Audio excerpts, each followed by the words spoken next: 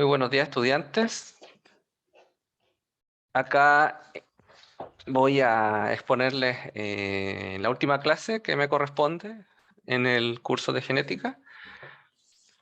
Está dividido en dos partes, una es la estructura cromosómica y deriva a elementos transponibles. Entonces, para comenzar,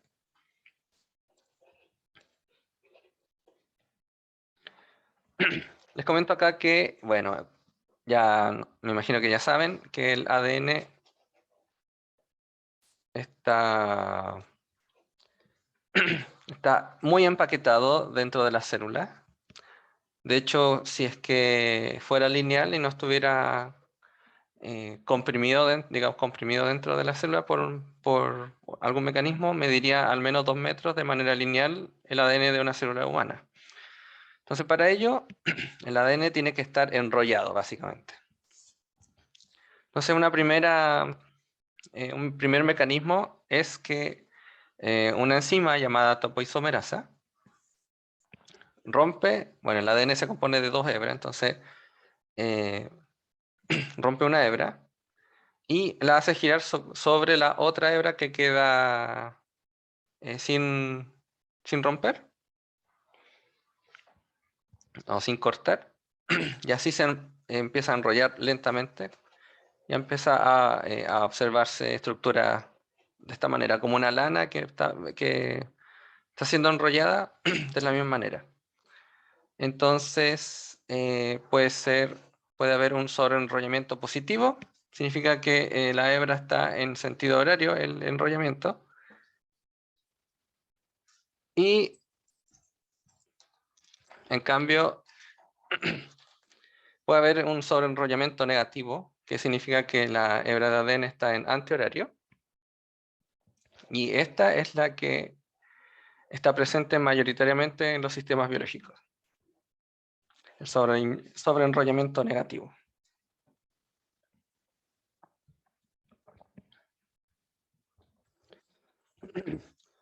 Bueno, el ADN tiene que estar, además del enrollamiento, presenta diversas estructuras y en específico empieza a asociarse o se asocia con diferentes tipos de proteínas, y este asociamiento o asociación entre ADN y proteínas se le llama cromatina. Una de las proteínas más características de esta que interactúan con el ADN se le llaman histonas, que le permiten, estas proteínas se unen al ADN debido a que estas proteínas presentan una carga positiva, y el ADN, como tiene grupo fosfato en su cadena, en general tiene carga negativa. Entonces, por esta complementariedad de carga, tienen la naturaleza de asociarse las histonas con el ADN, y esto le permite, en específico, un octámero de estas histonas, porque en general son 5 tipos: H1, H2A, H2B, H3 y H4, como se muestra acá en la tabla. De la H2A a la H4 conforman este octámero, que está mostrado acá como en rosado, y alrededor de este octámero se posiciona el ADN y da vueltas, básicamente. Y esta conjunción entre el ADN, que está enrollado alrededor de las histonas, y las histonas, o este octámero de histonas, se le denomina nucleosoma. Pasa alrededor de 2 vueltas y media, el ADN alrededor de este núcleo, de este octámero, y este complejo es estabilizado por la histona H1,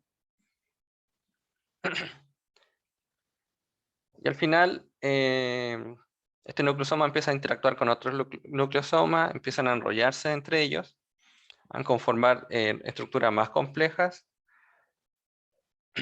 y estas estructuras complejas empiezan a enrollarse aún más, a empaquetarse, y al final hasta conformar los cromosomas que se pueden observar por microscopía.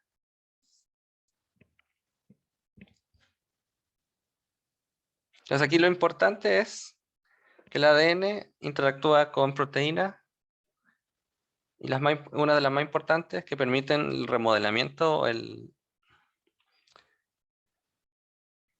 remodelamiento del ADN o el empaquetamiento, el mayor empaquetamiento del ADN son las histonas.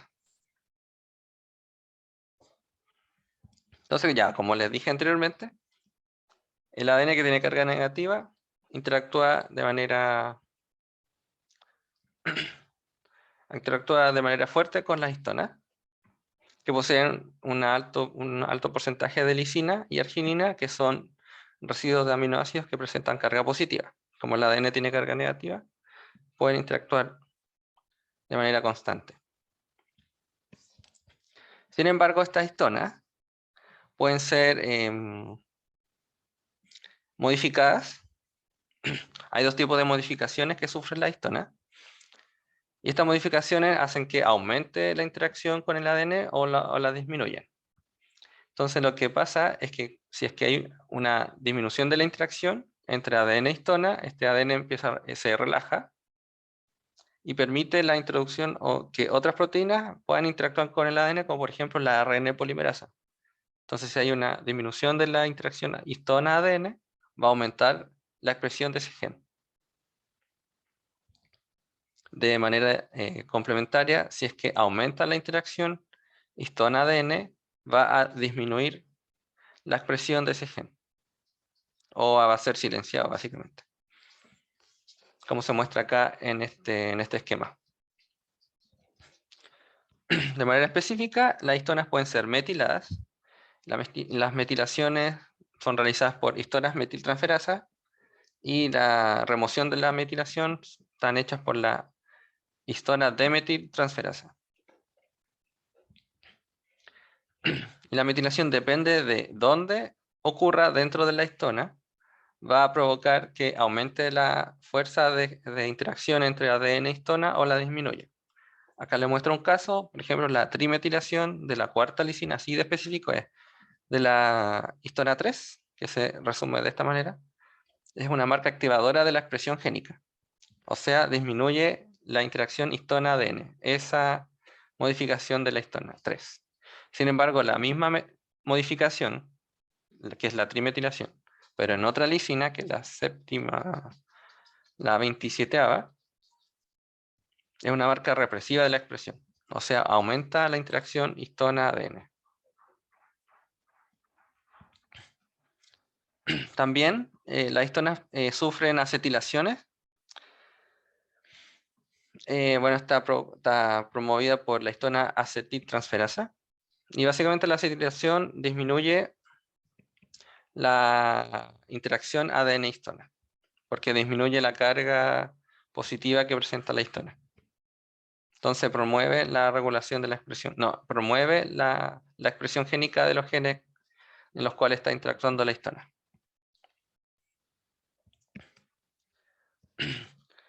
En conjunto hay otros mecanismos de regulación de la expresión génica, que es la metilación del ADN, del ADN en sí, en específico de ciertas bases nitrogenadas como citosina o citosina en general, provoca la inhibición de la expresión génica. Y en conjunto, tanto la remodelación de la estructura de la cromatina mediada por histonas como la metilación del ADN, su estudio es la epigenética. Bueno, básicamente la epigenética es el estudio de los cambios que activan o inactivan los genes sin cambiar la secuencia del ADN. Entonces, como característica de la epigenética o de la regulación de la estructura de la cromatina, aunque, como les mencioné anteriormente, no hay cambios en la secuencia génica, no hay mutaciones en este tipo de regulación. Sin embargo, causa efectos en el fenotipo o de la progenie o del organismo en sí. Como la secuencia génica no sufre cambios, el cambio es reversible. O sea, como le mencioné antes, debido a por ejemplo, el efecto que causan las enzimas que están modificando la histona, puede que esté aumentando la expresión o disminuyendo la expresión de esos genes. Por lo tanto, el cambio que es producido por este tipo de regulación, que es la epigenética, es reversible. Se ha observado que al menos en angiospermas, las secuencias o las histonas modificadoras las enzimas modificadoras de histonas son conservadas en este grupo. Acá les muestro también un ejemplo del efecto que causa este tipo de regulación, que es la regulación mediada por la estructura de la cromatina o regulación epigenética. Por ejemplo, este gen, que es la hidroflavonol reductasa, que es una enzima que participa en la biosíntesis de pigmentos, en este caso en petunia. En este caso, cuando está regulada negativamente, mediada por la regulación de la estructura de la cromatina o la estructura del gen de este gen, empieza a aparecer un patrón como variegado, o sea, parches más violáceos y parches ya básicamente en blanco. Y se ha observado que este fenotipo es modulable.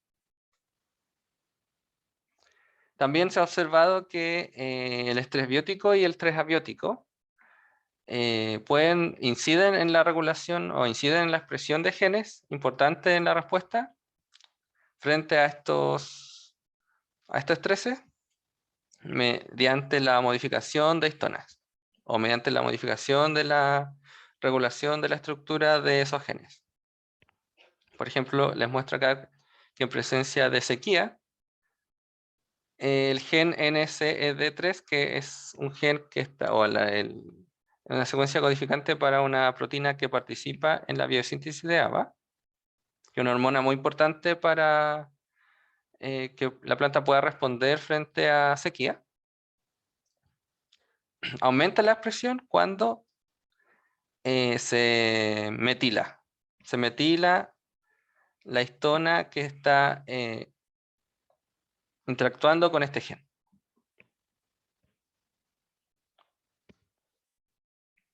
Eso causa de que aumente la expresión de este gen, se empieza a producir ABA y empiece a haber una regulación de los genes que se han descrito que responden a este estrés abiótico.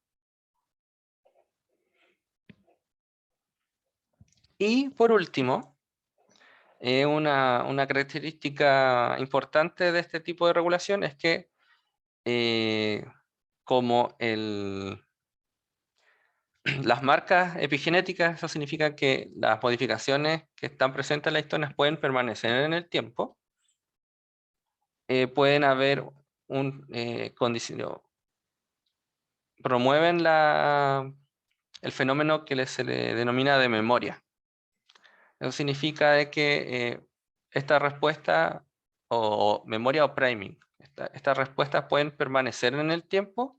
Entonces, cuando se va, por ejemplo, el estrés abiótico X, ya termina la respuesta y cuando vuelva de nuevo, esta planta va a responder de manera más rápida y de una manera más robusta. Y ese fenómeno está condicionado por regulación epigenética. Y por lo mismo, porque la regulación epigenética permanece en el tiempo, esto puede ser heredado. O sea que, por ejemplo, un gen X está reprimido debido a que la secuencia, hay mucha histona que está interactuando con él. Ese gen puede ser heredado de esa misma manera. O sea, cuando ocurra la fertilización y la constitución del cigoto, esa estructura de ese gen que está unido a la histona se traspasa. Entonces eso causa de que este gen, por ejemplo, pueda ser heredado de esa manera. Entonces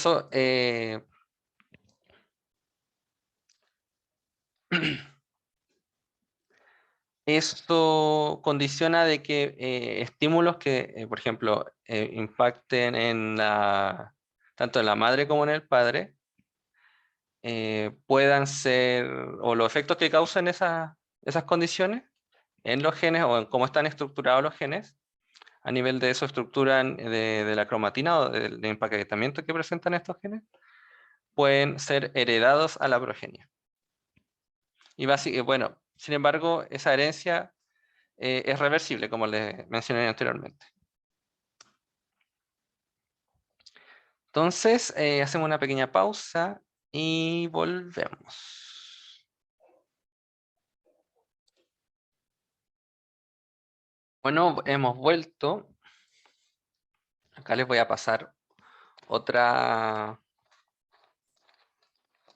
materia, que es como el tipo de estructura o tipo de secuencias que existen en el ADN eucariótico. Y bueno, al principio se observó de que sí existe diferencia dentro del ADN. Y eso se observó debido a este principio que se le denomina de denaturación o renaturación. Y renaturación, perdón.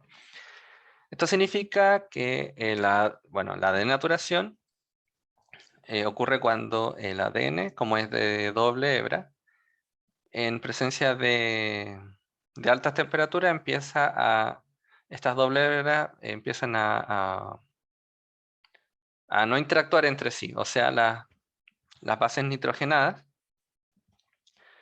ya no interactúan. Entonces empiezan a comportarse como simple hebra a una temperatura alta.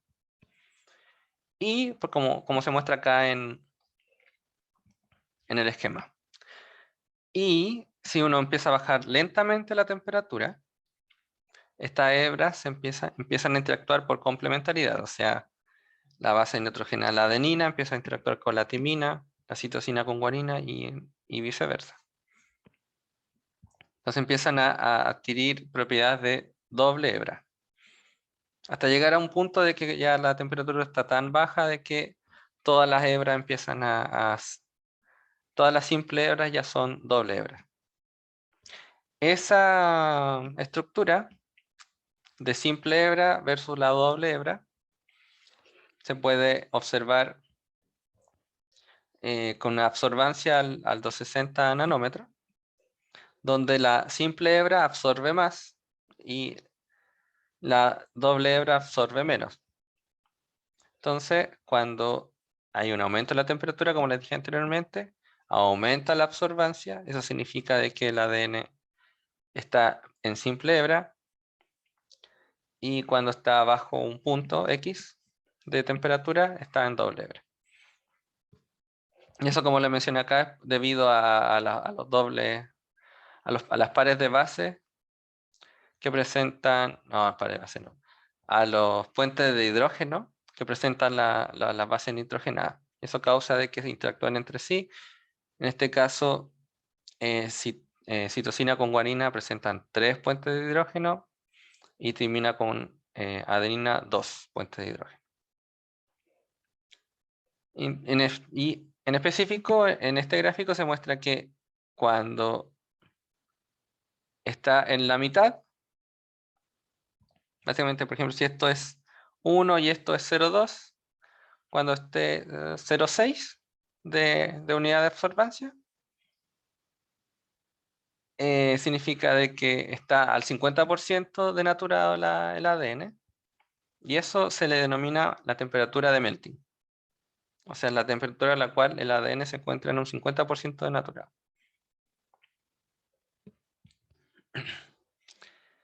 Y la temperatura de melting depende del porcentaje de citosina y guanina que esté presente en el fragmento que uno está analizando. Mientras más sea el porcentaje de citosina y guanina que presenta la secuencia, mayor va a ser la temperatura de melting. Por ejemplo, una temperatura de melting no mentira, un porcentaje de 60% GC va a tener una temperatura de melting mayor que un fragmento que presente un porcentaje de GC de un 30%.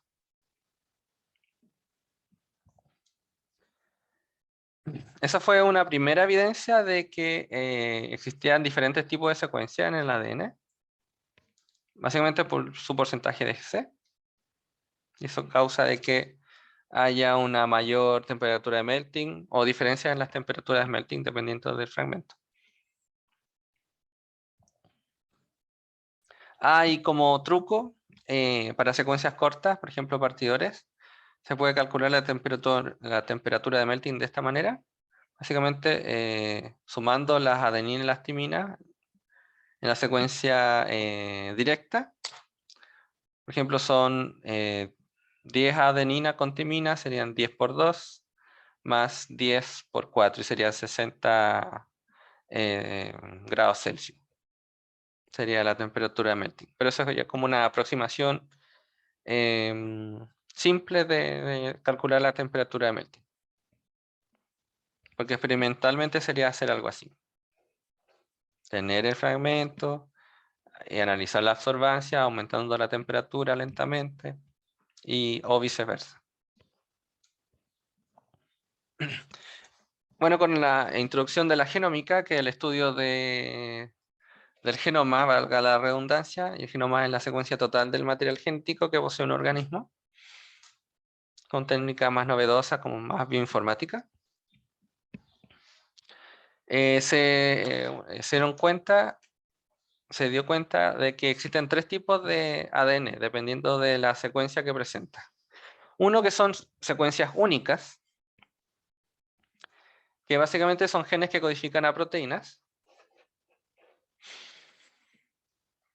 Y el otro tipo son secuencias repetidas, y en las secuencias repetidas hay 2 tipos. Uno que son las secuencias altamente repetitivas. Básicamente son secuencias que presentan de 2 a 10 pares de base, que están repetidas en el ADN millones o decenas de millones de veces. Y básicamente es ADN no codificante. Y dentro de ellos, algunos de ellos son los centrómeros y los telómeros. Bueno, acá, esto ya creo que fue pasado, pero igual les voy a contar un poco. Bueno, el centrómero está compuesto de heterocromatina. Heterocromatina es cromatina que está muy compactada y presenta secuencia corta repetida miles de veces. Y a esta secuencia, que está altamente compactada, se constituye o empieza a interactuar el cinetocoro. El cinetocoro es un complejo proteico donde se anclan los microtúbulos y son importantes para la división celular. No existe secuencia consenso repetida entre los organismos. Sin embargo, se cree que, o hay consenso de que más que la secuencia, depende de la regulación epigenética, es la que define el centrómero. En específico, hay un tipo de histona que reemplaza la histona 3 común y silvestre y se denomina histona centromérica H3, que le da alto empaquetamiento a esa secuencia. Bueno, por otra parte, existen los telómeros, y básicamente son estructuras donde finaliza cada cromátida. Acá se observa dónde finaliza, aquí y acá. Tiene este tipo de estructura, donde secuencias repetidas de 6 a 10 pares de base se van repitiendo en tándem hasta llegar a un punto en que solamente existe una sola hebra,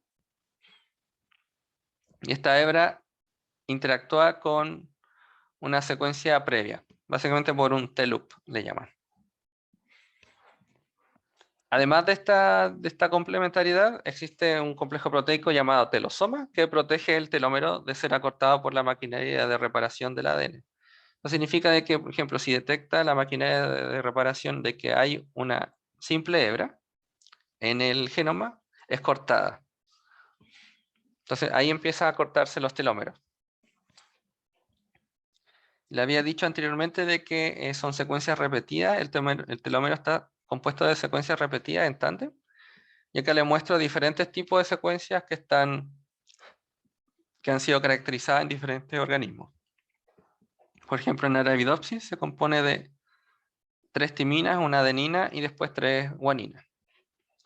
En general tienen este estilo que son primero adenina o timina, se repiten ciertas veces, pueden ser de 1 a 4 veces, y guaninas al final, de 2 o más. Tienen ese tipo de estructura.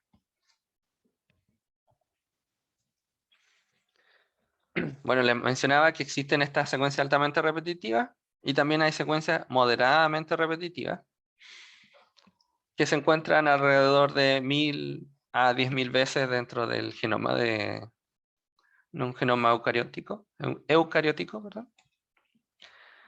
Uno de ellos son genes que codifican para el ARN ribosomal, que son genes que, codifican, el ARN ribosomal constituye el ribosoma que permite la traducción de proteínas, y genes que codifican para el ARN de transferencia, que es ARN que se une a los residuos de aminoácidos y para promover la traducción también.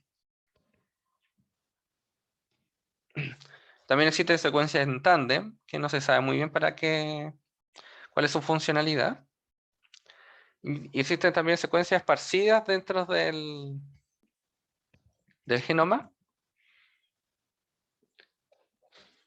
que no son tan repetitivas como las secuencias que, por ejemplo, del centrómero y telómero, pero están dentro del genoma. Y uno de ellos son los elementos transponibles, o tramposones también, que es lo que vamos a hablar en la última parte de la clase. Entonces, otra pausa necesaria y en un ratito más terminamos la clase con los elementos transponibles.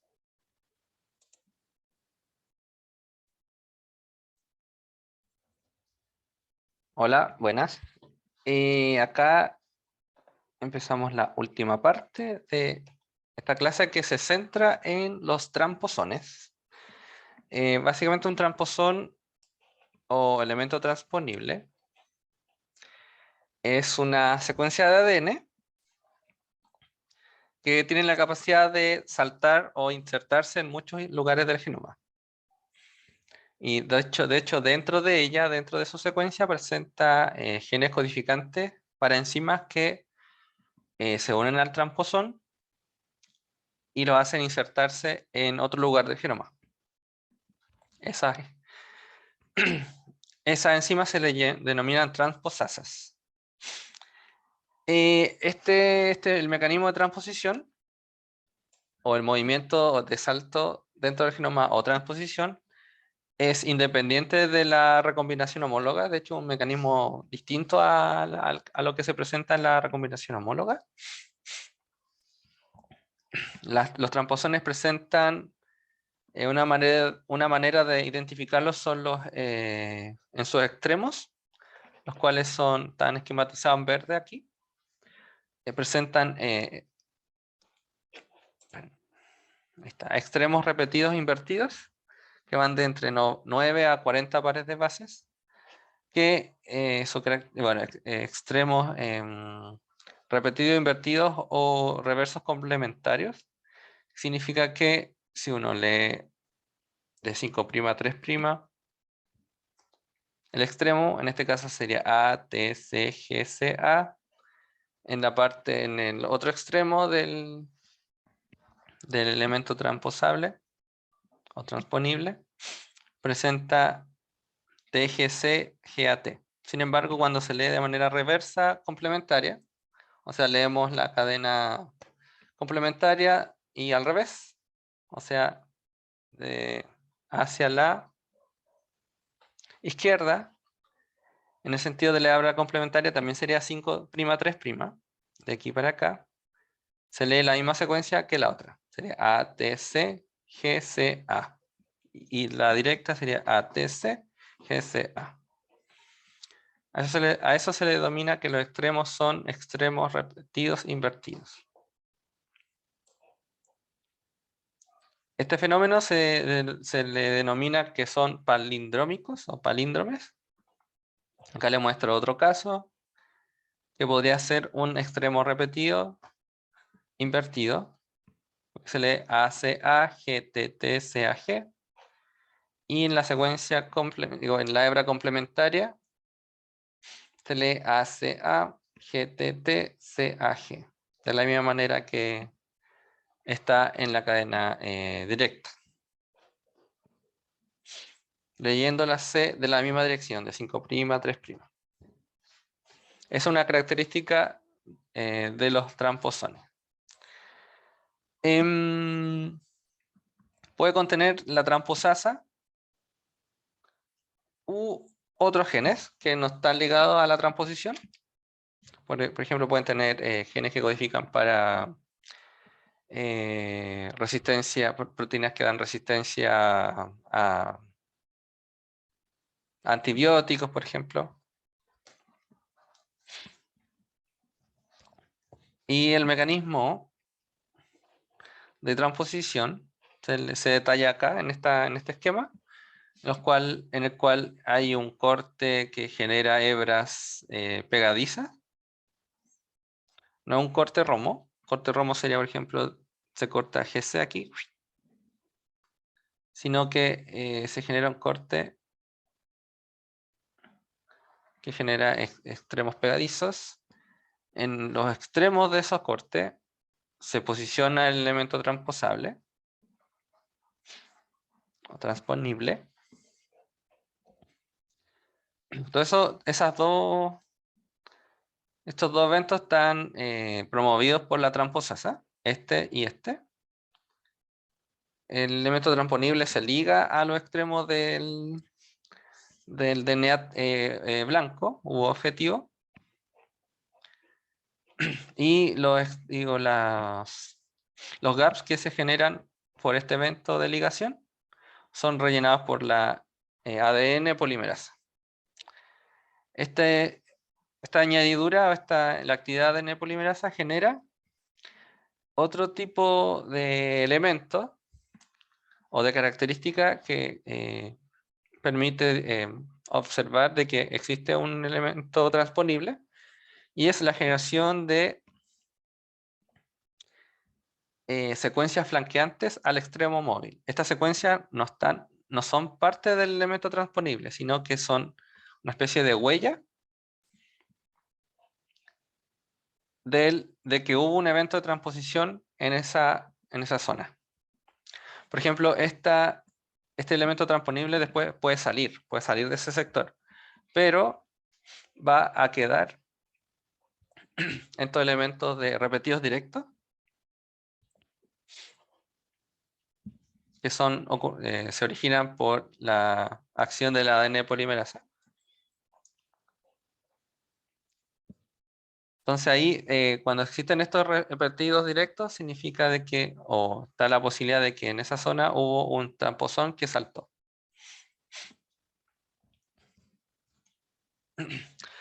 Bueno, los elementos transponibles pueden causar mutaciones, ya que al saltar de un lugar a otro dentro del genoma pueden insertarse dentro de la secuencia de un gen, y ahí lo altera el gen, básicamente. Ya no codifica para lo que codificaba antes, así que pierde su función. O también puede insertarse cerca del gen, afectando al promotor del gen. Eso puede causar de que lo altera de manera negativa y eso causa de que no haya expresión de ese gen, o que como estos tramposones tienen genes que codifican a otras proteínas, presentan promotores y eso hace de que haya un reclutamiento de la ARN polimerasa, entonces transcribe todo y a causa de que pueda aumentar la expresión del gen. En este caso ocurre lo primero, donde un tramposón se sitúa o se situó cerca del gen que codifica para una proteína que participa en la biosíntesis de antocianina. Y eso causa que las uvas, en este caso, presenten su coloración morada. Entonces, cuando ocurre este evento de transposición, disminuye la expresión de este gen y causa de que las uvas, ahora en vez de ser moradas, son verde blanquecino. Y se ha observado de que en uvas rojas, este tramposón saltó de nuevo. O fue removido por algún tipo de mutación. Sin embargo, quedó la huella de donde hubo ya transposición. Y eso causa de que la expresión es más baja que la condición wild-type, pero aún hay. Por lo tanto, la producción de antocianina está parcialmente restaurada en comparación a la condición wild-type, la condición control, que sería la primera que les nombré. También los elementos transponibles aumentan la incidencia de mutación, ya que causan rearreglamiento cromosómico. En este caso, por ejemplo, si están en la misma dirección los elementos transponibles, porque pueden que sean similares en secuencia, pero pueden caer, por ejemplo, 5', 3', entre comillas, pero pueden caer al revés, 3', 5'. Dependiendo de... En realidad no es... Bueno, pueden caer en tanto, digamos, dirección sentido como en dirección reversa. Y esto puede causar de que puedan experimentar recombinación homóloga entre estos elementos transponibles, que son similares entre sí, y causar de que se escinda un sector del cromosoma y básicamente el cromosoma presenta una deleción, perdiendo material genético. También si es que los elementos transponibles están en dirección opuesta entre sí, pero presentan una secuencia similar, también pueden ser recombinados homólogamente. Y en ese caso causa que en vez de una deleción, cause una inversión. Básicamente que, por ejemplo, acá la estructura en vez de ser A, B, C, D, E, sea A, B, E, D, C. Y que esté al revés, en comparación a la condición anterior. Entonces, eso causa de que de manera evolutiva los tramposones permitan una mayor evolución, como que promuevan la diversificación del genoma de una especie. Y por selección positiva o negativa, causa de que se vayan seleccionando las diferentes variables o diferentes alelos que causan las mutaciones que están provocadas por los tramposones. Bueno, en otro contexto existen, bueno, los elementos transponibles están tanto en los procariontes como los eucariontes. Y les voy a nombrar de 3 tipos. 2 tipos son los más simples que están presentes en procariontes. El primer tipo se le llama elemento de inserción. Está compuesto de esta manera. Básicamente un elemento, el gen que codifica la transposasa, que está flanqueado por elementos de extremos repetidos invertidos, y que al momento de la transposición causa de que hayan elementos flanqueantes, que son directos. Tiene alrededor de 1000 pares de base, entre 700 a 1500 pares de base. Y esto contiene todo lo necesario para que ese elemento pueda transposar, pueda moverse dentro del genoma.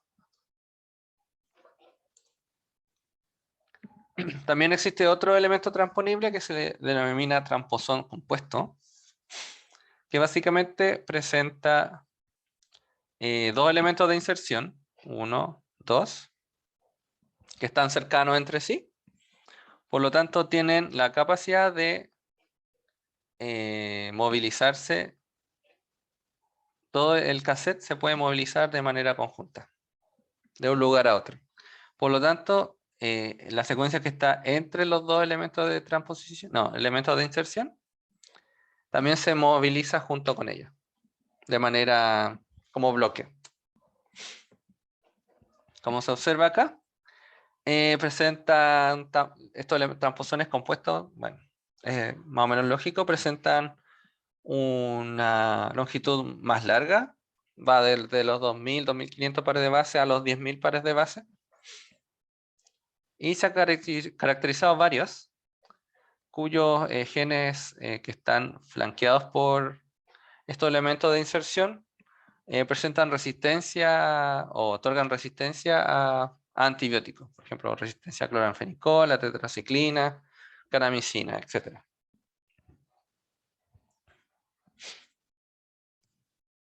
En eucariontes hay varios, y yo les voy a especificar uno que fue descubierto en plantas, en maíz. Es importante porque este descubrimiento fue el estudio de estos transposones o de estos genes que se podían movilizar dentro del genoma. Fue el inicio al estudio de los transposones en sí. Esta capacidad de que ciertos genes pueden ser móviles dentro del genoma fue descubierta por Barbara McClintock en los años 40. Básicamente se demoró 20 años, de los 30 a los 50, pero su mayor trabajo se produjo en los años 40. Y lo descubrió analizando el patrón variegado de los granos de maíz. El maíz puede ser blanco, bueno, amarillo o morado casi, pero puede tener este patrón como de puntos o de línea, que se le denomina el patrón variegado. Ella descubrió de que hay, bueno, de manera simple, dos tipos de elementos que son transponibles y que causan el patrón variegado. Uno elemento AC, que contiene el gen de la transposasa, básicamente, que está flanqueado por estos extremos repetido e invertido, que tiene alrededor de 4500 pares de base en total.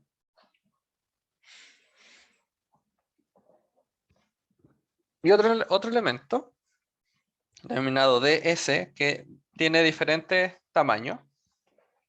Y ese diferencial de tamaño depende el grado de lesión que presenta el gen de la transposasa. Por ejemplo, aquí está poco lesionado, y aquí la mayor parte presenta lesión. Y estos elementos no pueden movilizarse de manera autónoma. Necesitan del elemento AC que exprese el gen de la transposasa. Y la transposasa causa de que, como estos también tienen extremos repetido invertido, sea reconocido por la transposasa y pueda saltar a otro lugar. Entonces, lo que se ha descrito, esto ya es de manera muy simple, es que bueno, hay que imaginarse de que cada grano de maíz, que se le denomina kernel, es un individuo, o sea, hubo un evento exitoso de fertilización de un óvulo por un grano de polen. Entonces, cada grano es independiente del otro, a nivel de herencia y de lo que pasa, por ejemplo, a nivel de coloración. Entonces, en una misma mazorca puede que hayan granos que presenten alelos que no producen pigmento y alelos que tengan genes que produzcan pigmento, por ejemplo, el pigmento azul, púrpura. Tan relacionados a antocianinas también. Entonces tenemos estos dos alelos, C chico y C grande. C grande codifica para una proteína que participa en la biosíntesis de este pigmento. Entonces, cuando ocurre una transposición, bueno, AC produce la transposasa que causa que DS pueda movilizarse. Y en este evento causa de que el DS se inserte dentro del gen C mayúscula, que produce el pigmento básicamente. Y eso causa, bueno, se altera la estructura del gen y básicamente el gen C no es funcional.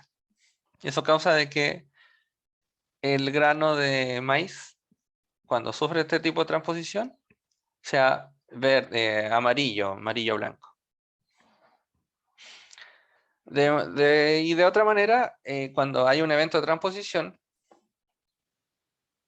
causa de que sea blanca en primera instancia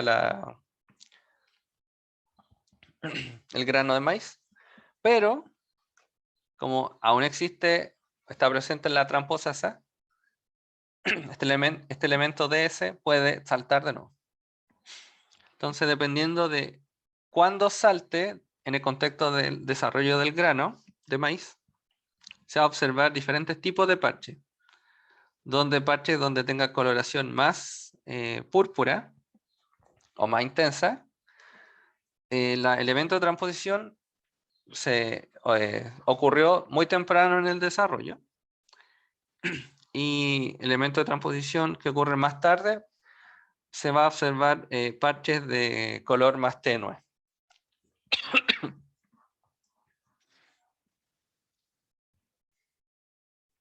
Entonces esos parches de mayor color, menor color, dependiendo de cuándo ocurrió la transposición, causa el aspecto variegado del grano de maíz. Y eso es lo que descubrió el Barbara McClintock. Barbara McClintock.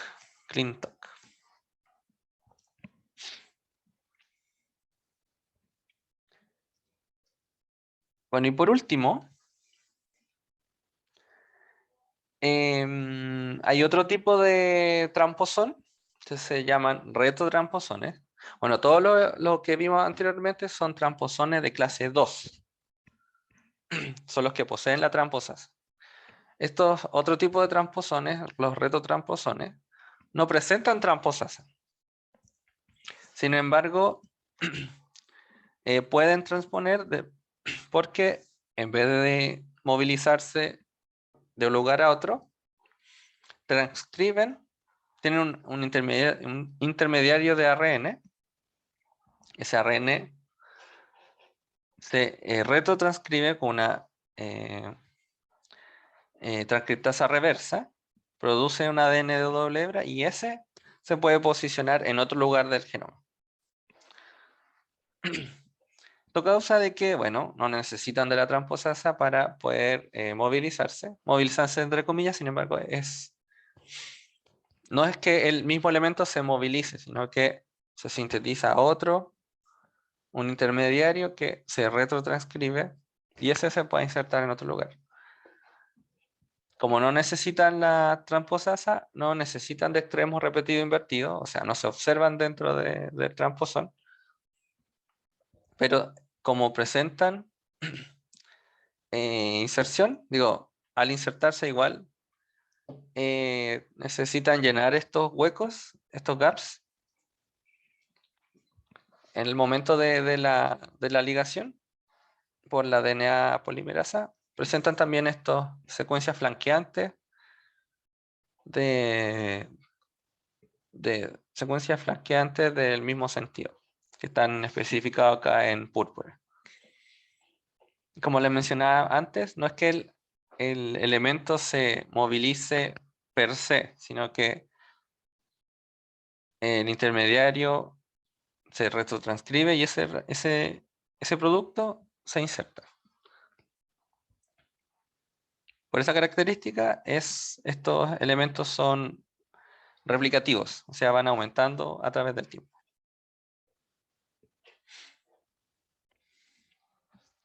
Este tipo de retrotramposón son muy abundantes en eucariontes, no así en procariontes, que al parecer no hay. Solo hay los elementos, las clases 2 de elementos transponibles.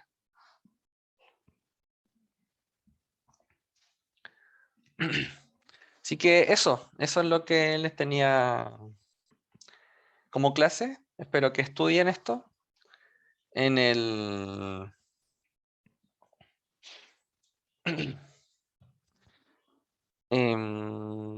bueno, en el formulario que les mandé hace 3 semanas o 4 semanas, no sé. Salen preguntas que pueden ser respondidas con esta clase. Así que estudien y éxito. Que les vaya bien.